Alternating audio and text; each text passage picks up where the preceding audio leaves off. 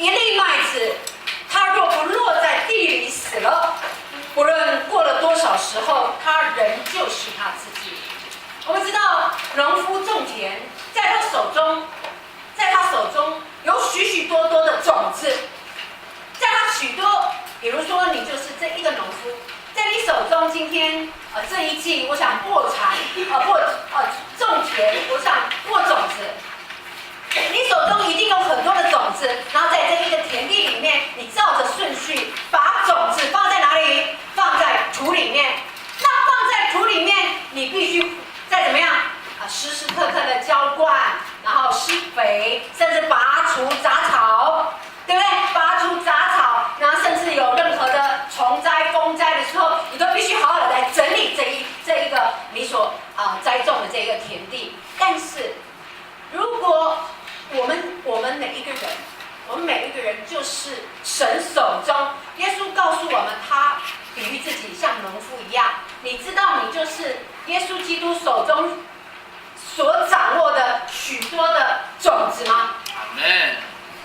如果耶稣让你选择，你愿意让我把你放在地里栽种，并且他浇灌、他施肥、他装备，甚至在你的生命里面，你会经历风吹雨打，你的生命要经历过破碎，种子必须开花，对不对？那个破碎，请问你愿意吗？耶稣拿着你的这一个种子，问你，亲爱的你愿意吗？这是一个辛苦的过程，或许当我们每一次领受这一句经文，或者是唱这一首诗歌的时候，我们这样过去。但是如果耶稣问我们，你真的愿意让你自己成为这个麦子？你知道，你可以跟耶稣说，我不要，我仍然做我自己。10年后、20年后、30年后，你还是一个非常自我的。但是我要问你，你生命的终极目标到底是什么？我说，如果我们的终极目标你没有确定，你这一个人的终极目标就是走向死，等死。你没有目标。当你把孩子养大，当你成家立业，当你把孩子养大，然后孩子又成家立业的时候，你还是在等死。你的生命没有终极的目标。但是如果你愿意让神成为手中可以用的器皿，可以用的种子，当他在你生命当中，当他在你呼召你的时候，你说主我愿意。我要告诉你，这一场装备的过程当中，他呼召你的时候，不是马上使用你，他不是。我们的生命必须经过破碎。上个礼拜复活节我们曾经说，但你必须先把它煮死了，才能够成为可食用。种子可以用，可以生出生命来。若不结到地里去死了、破碎了、浇灌了、开花了，它怎么有现在我们各式各样的食物、米、菜，还有所有的水果可以吃呢？如果你愿意你的生命为神所用，如果你愿意成为这个麦子，我说它不是死了，你觉得它是死了的吗？他是经历死，但是他却仍然活着。阿门。你说是不是？他不是死，他虽然落到地里面，虽然我们把我们的生命交在耶稣基督的手中，说我告别以前的我，为着我自己。你知道小儿子的一个生命当中最糟糕的一个关卡在哪里？小儿子他不是我们只知道浪子就是喜欢就是去挥泪，然后在世间追求一切的享乐，不是。小儿子他跟他的父亲要家产的时候，你记得他说过一句话，他跟他爸爸说：“把我应得的给我。”亲爱的家人，你现在你是神的儿女的，请举手。是，请放下来。今天我们在基督里面，我们在神的家中，我们说把我应得的，确实，耶稣为我们预备丰盛的产业，耶稣为我们预备一切的平静、安稳、保守、保护。遮盖，甚至所有的咒诅、污秽都帮我们除掉了，这是我们应得的。但是，既然你知道你今天是属耶稣基督的，你就应当放下你应得的权利。那一个东西不会完全失去的，而且你会得到更多。小儿子是因为他以为我应得的，在基督里面活不出生命来，乃是因为你在基督里面，你觉得这是我应得的。神的儿女，你要知道，如今你是儿女，儿女在自己的家中有没有责任？有责任的，不是看见我应得的，而是你有没有觉得你在你的家应该负上一些责任？你是家人还是客人？家人。当我们在这个家中被父母抚养长大了之后，我可以说拍拍屁股，妈爸把我应得的给我，我出去了。不是，是爸爸妈妈把你辛苦培养长大、照顾长大之后，爸爸妈妈如今换我养你，我照顾你，这是儿女的责任，对不对？是。我们在神的家中，你有没有想过？你有没有想过你应得的是什么？有，我们都想过我们应得的是什么。但是你有没有想过，儿女应当在主的家中，你的责任是什么？你在这个家中，不是只有享受在这里神的同在，享受在这里神的敬拜，享受在这里神的爱，享受在我们讲道的时候神的医治，享受神的话语，然后拍拍屁股就走了。不要忘记你在主的家中是家人，你是神的儿女，在这个家中你有责任彼此相爱，彼此关怀，彼此包容，彼此接纳。阿们。这是麦子落到地里，它不是死，透过这一个你肉体的死，要结出许多的死力。神会使用我们的生命，如果你愿意成为神手中所使用的种子，神会让你经历许多生命的奇迹。所以每一个人在主的家中，我们经历太多荣耀的事，并且我们从保罗的生命来学习这样子的生命过程。我们一起来领受今天的话语，一起翻开《使徒行传》第25章，《使徒行传》第25章，今天我们要从13到27节。《使徒行传》第25章13到27节。好，那我们先从13到15节，我们先来13到15，一起来。过了些日子，亚基帕王和百尼基士来到该撒利亚，问菲斯都安，在那里住了多日。菲斯都将保罗的事告诉王说，这里有一个人是菲利斯留在监里的。我在耶路撒冷的时候，祭司长和犹太的长老将他的事禀报了我，求我定他的罪。好，就到这里。我们上礼拜讲到，保罗经历几个巡抚，从菲利斯再到菲斯都的手中。上礼拜从菲斯都的这一个手中，他决定他要上告到君王这个该撒的身上。因此就在这个等候被移送的这个过程当中，有2个人来到了他们身边。今天我们来认识这2个人。过了些日子，亚基帕王和百尼基士来到该撒利亚，来向菲斯都请安。那亚基帕王是什么样的一个人呢？我们说亚基帕王是大希律的曾孙。那大希律下来有希律，希律是谁？你知道吗？你知道耶稣的门徒第一个殉道的是谁？雅各。雅各就是在希律的手中被杀的。因此亚基帕王他是大希律的曾孙，以至于希律就是他的父亲，他叫做亚基帕王的第一世啊。第一世他说，当他杀害雅各的时候这个希律王在他杀害雅各的时候这一个希律王这一个人死了之后，这一个亚基帕他那时候才17岁，他才17岁，因为年纪太小，以至于呢这个格老丢这个皇帝呢，他觉得你太年轻，不要让你当皇帝，因此呢，他就不再让这个犹太地区，让他成为这一个王。他是直到保罗被捕的这一个时刻，他正好接续叔的位置来做这个地区的王。因此，希律不仅只是分封地，那里有3个地区，因此希律王这一个亚基帕王只是其中之一的一个被分封的王。那我们要说，亚基帕王的身份，除了他只是一个地区的王之后，他他的责任、他的身份、他的职责有什么样的权利？我要告诉你，他权力还蛮大的。他不仅可以控管犹太地区，他可以指派谁当大祭司，并且他也可以罢免所选出来的大祭司。因此，这个人权力大不大？大。大祭司被选起来做什么用？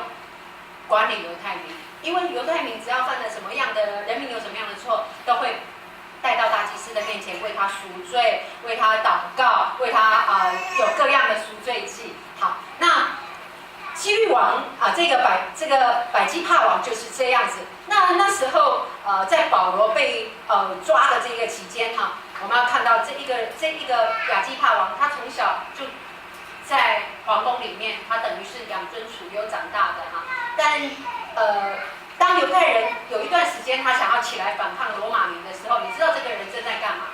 他在做两面人，他一面压制着犹太民，另外一面怎么样帮助罗马军队来镇压犹太民。所以这一个人这个权柄是蛮大的接下来会另外一个百尼基是跟亚基帕王是什么关系？知道吗？不知道。亚基帕王跟百尼基是什么关系？没关系，不可能在一起。有关系，但是有一点乱的关系。百尼基她是亚基帕王的妹妹而已吗？不是，她是一个人尽可夫，她是一个人尽可夫、专行暧昧的人当叔叔做王的时候，他就做叔叔的妻子；当亚基帕王做王的时候，他就跟着这个百尼基，所以他是老婆，也是妹妹。可见希律王那时候就在那一群里面，就是淫乱之风非常的盛行。你知道吗？所以你知道，虽然因此你知道，保罗虽然面对受审，当他面对这两个王的时候，你知道这人多勇敢？他反而告诉他们：你们要悔改，告诉他们你们不应该这样子乱搞的保罗实在是很重要的。儿子你要干嘛？儿子你要干嘛？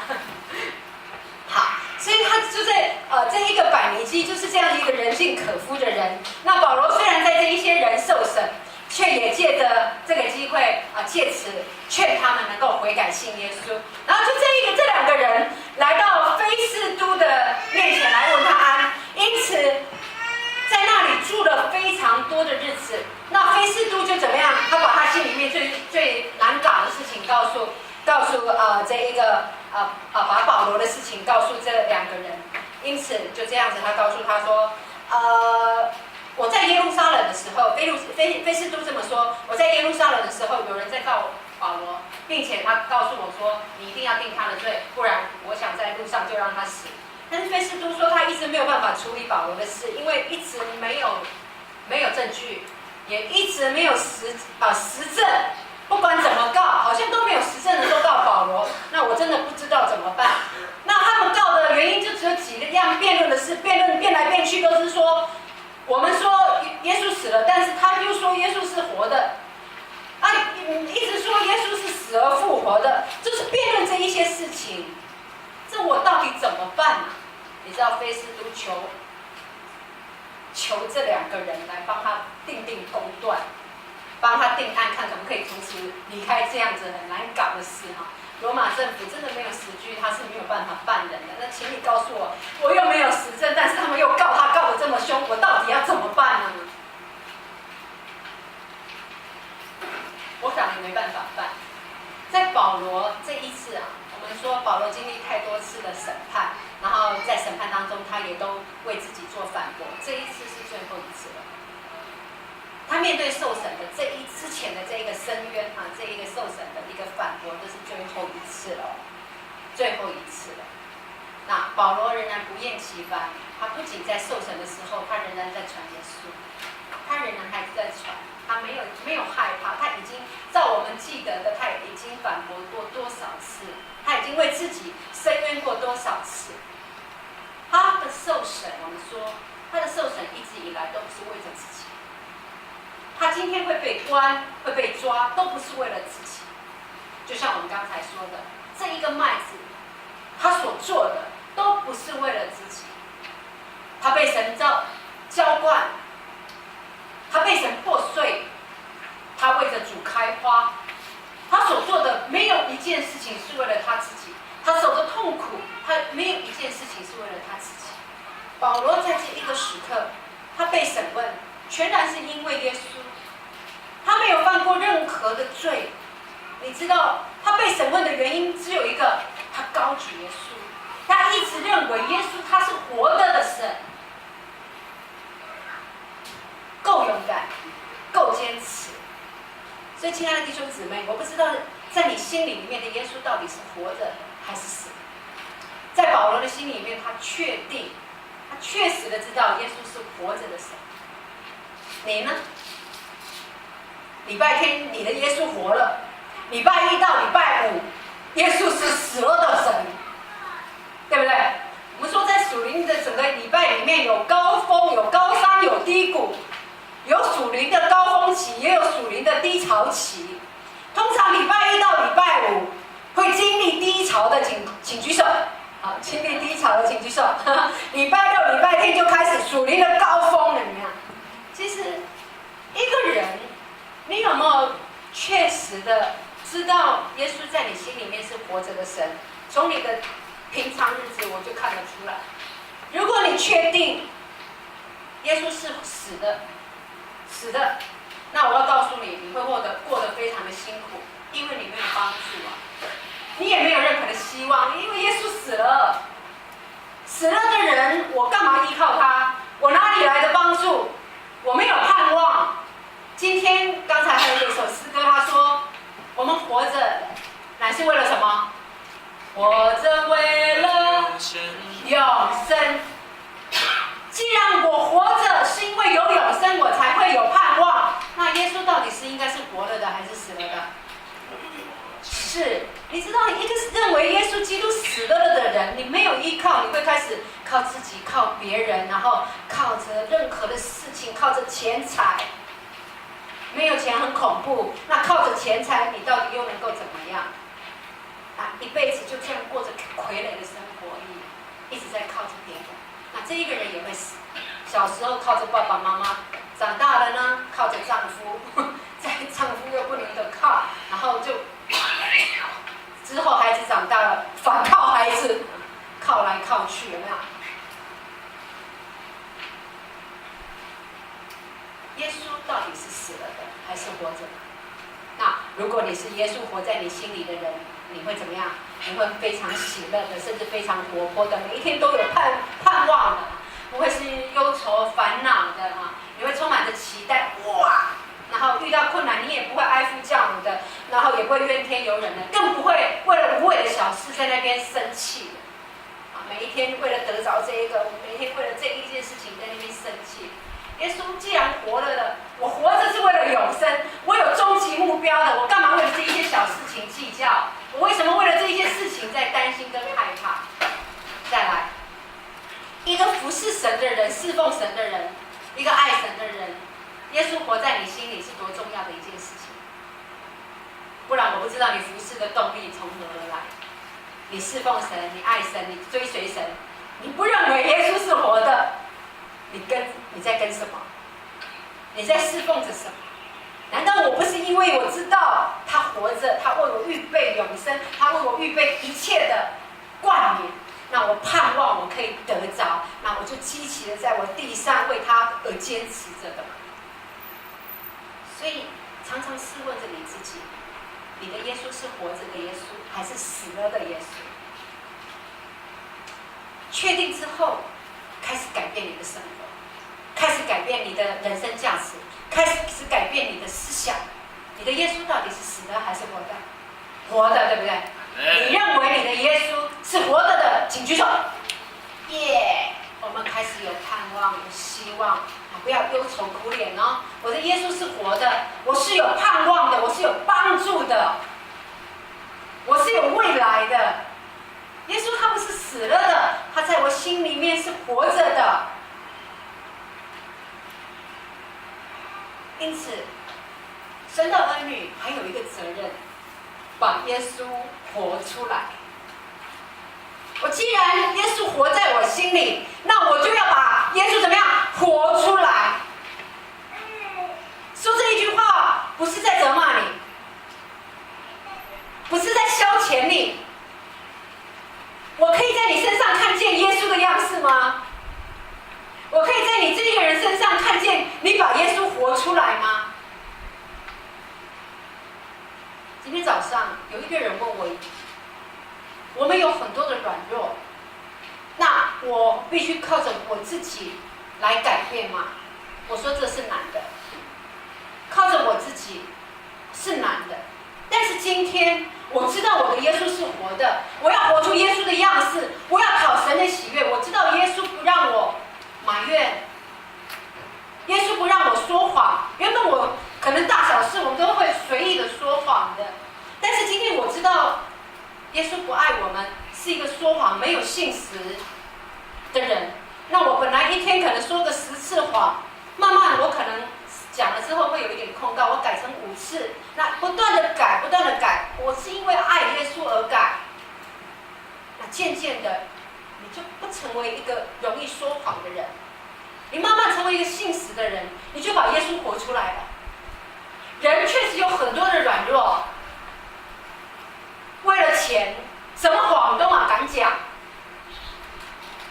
但是当我们信耶稣的时候，当我们耶稣活在我心里，我真的把他当作是活着的神，我现在做什么他都看得见，他都知道。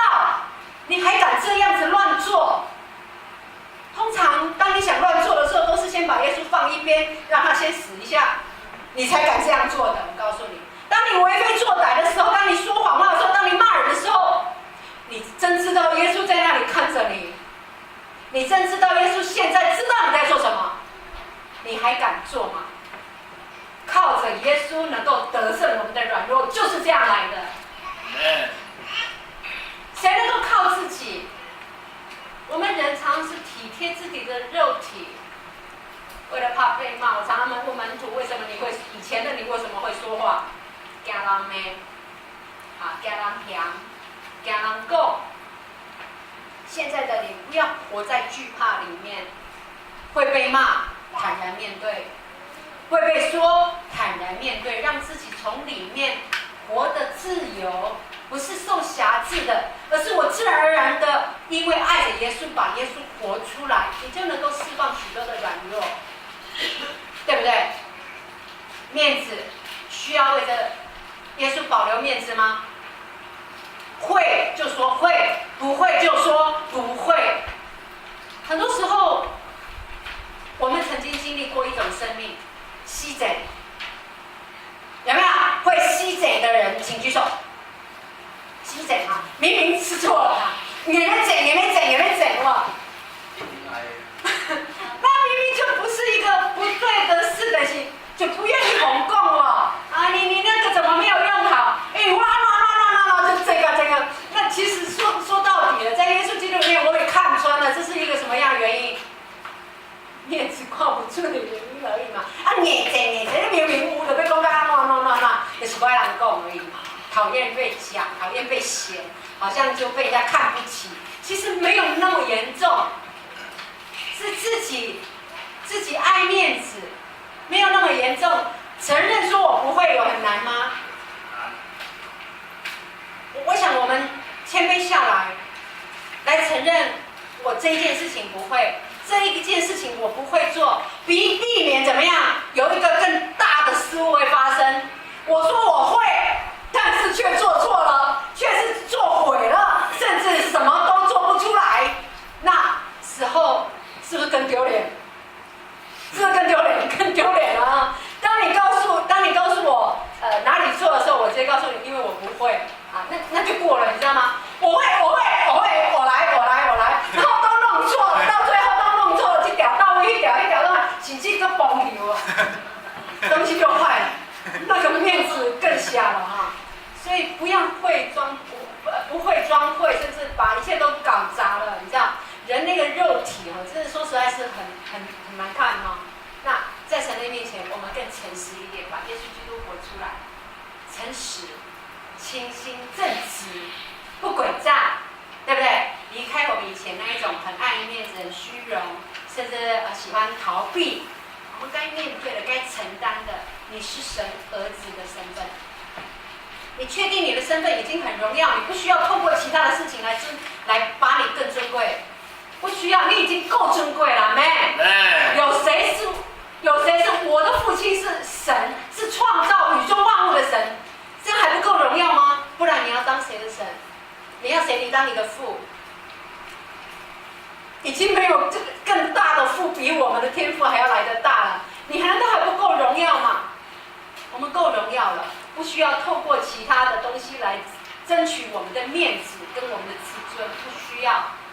不会改变我是神儿女的身份。你赞不赞美我，你欣不欣赏我，也不会改变我的身份。我确定我是神的儿女，我的阿爸想多呀。所以我不需要活在人的言语下，然后让自己过得很伪装，然后过得很羞愧、很羞耻，不需要。我确定我的身份极其尊贵，那我也承认我有软弱，我承认活得更有自信，活得更自然，好不好？让我们起低头来祷告。